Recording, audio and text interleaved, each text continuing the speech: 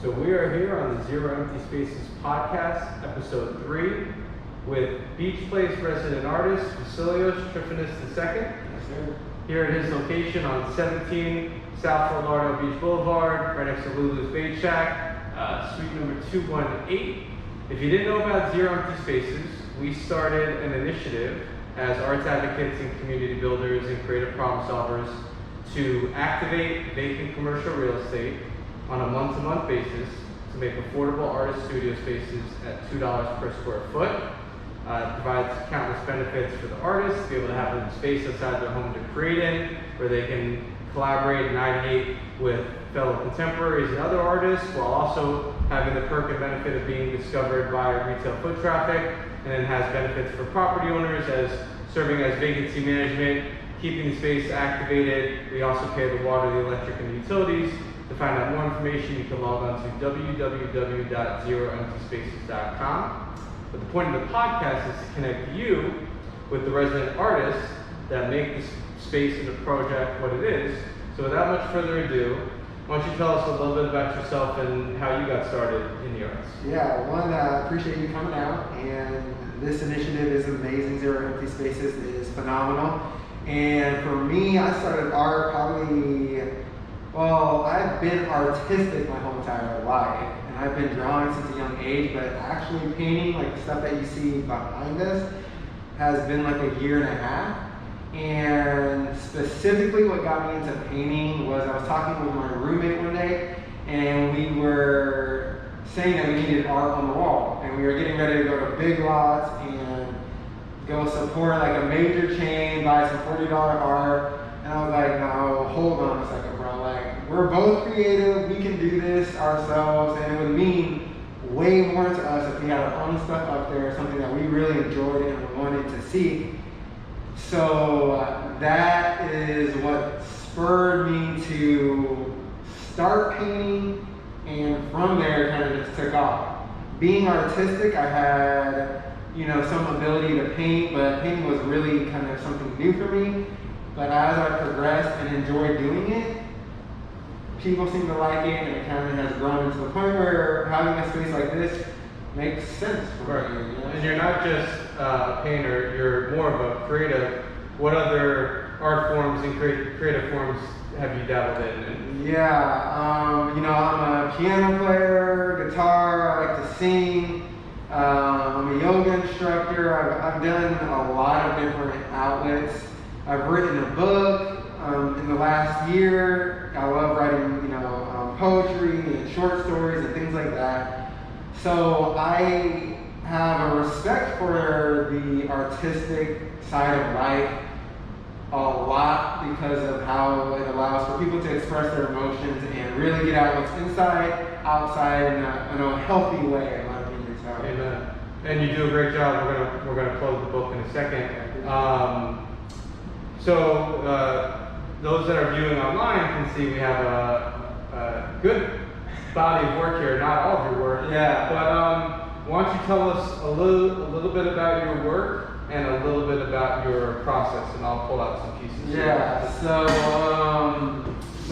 you see a lot behind here, and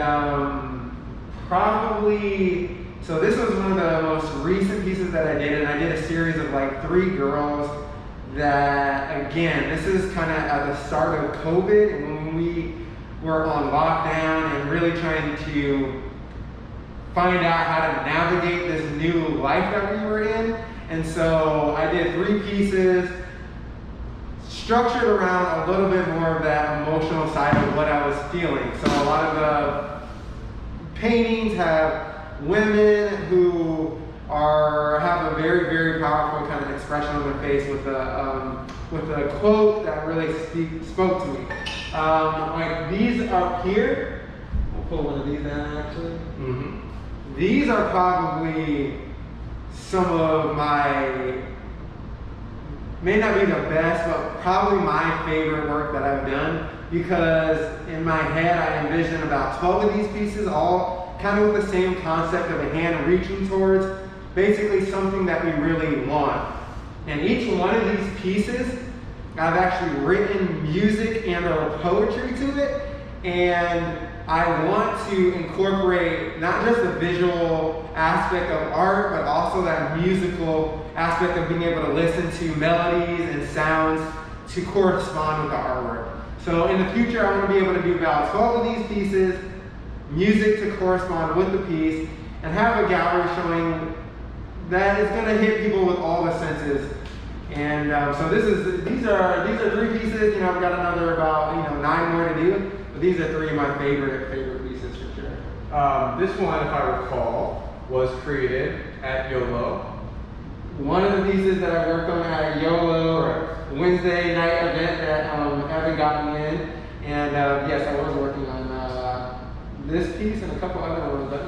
It might have been maybe this one. Oh, okay, that's right. And as part of our Choose 954 Local Artist Discovery Series, live art pop-up at YOLO, which you participated in, which we're looking forward to resuming when we get back to that. Now, one of the things that I like about your work is it's relatable across multiple generations, old, young. There's a lot of, obviously, movies and characters that really resonate with anybody. A lot of iconic scenes, a lot of iconic images. What do you want people to take away from your work, or know about your work, or appreciate with your work? Because everybody sees different things. Oh, I remember that movie. Right. But if someone's considering making an investment and having this in their home, what would you want the collector, the buyer, to know? So since being in this space, I've probably sold about, I don't know, we'll say maybe 5, 6, 7 pieces. And some of the best conversations I've had with people is them coming across a piece of that I've done that has a movie character that they know. And one of the best stories I ever heard it was a piece I did of Nightmare Before Christmas, and this guy saw it and he was like, oh my God, I have to get this piece. And he called his wife in there. And he's like, hey, look at this, look at this. And I'm like, yeah, it's awesome, the movie's great, right? And he's like, actually, the first time that I ever asked her out, we actually went and saw this movie. And it was such a great story. And this is the reason why I do so many movies, because as well as all the artistic things that I've done, I love cinematography. I love writing, short stories and producing short films and things like that. And movies for me have always pulled on my heart. And a lot of my quotes and tattoos on my body are from movies. And there is something to be said when an author or writer writes something that is fiction. And I argue that that is the realest, truest thought that they've ever had, because they have that anonymity of people not knowing who actually did it. And because they have that buffer, they have this realness that comes across. So even some of the most mainstream movies, where you may look at some pop art of, the Avengers and be like, oh, that's very mainstream and this and that. But I always challenge people like, man, in the midst of some of the most, action-packed movies in which we just disconnect for a couple of minutes, I'm like, dude, there are some of the most well-written, powerful statements that, again, I've dictated some of my life and how I live from some of the quotes that I've heard from movies and books and things like that. And it touches everyone differently. This guy instantly reminded him of when he asked his girl out and that shared that moment.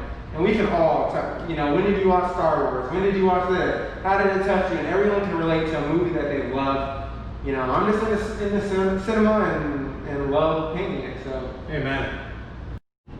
All right, we're gonna go around the studio a little bit. Why don't you tell us a little bit about the process and how you kind of start a piece and kind of walk us through that? So usually a quote is something I remember, and that's where I usually start a piece, is a quote that really meant a lot to me from a movie. And then I'll go with a visual that a lot of people will resonate with. And again, it just may be the main character in it, or a scene that I really like. But again, the character is something visual and what draws people in. But the quote may not be something that they even remember from the film, but it spoke to me. And I've had so many awesome, again, conversations around different movies and quotes that other people have liked. But I usually go with a quote, and from there, I'll find a visual that I think pairs really well with it. Amazing. And once again, some iconic images and scenes and characters that anybody can relate to and appreciate from any generation, any demographic. So you got a bunch of other creative things that you work on in the studio. Why don't you tell us a little bit about what you got here? Yeah, so I'm a yoga instructor, and I've been a yoga instructor for a little over 5 years now. And over the course of me teaching yoga, I used to write like little poems, little short stories that I would share during class.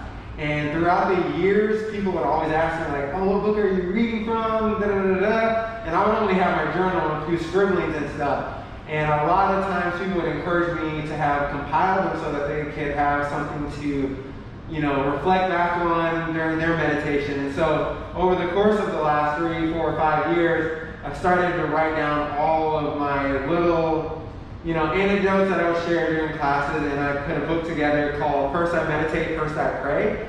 And basically it's 40 days of encouraging words, and on one side you have the encouraging words, and then on the other side you have a space to journal.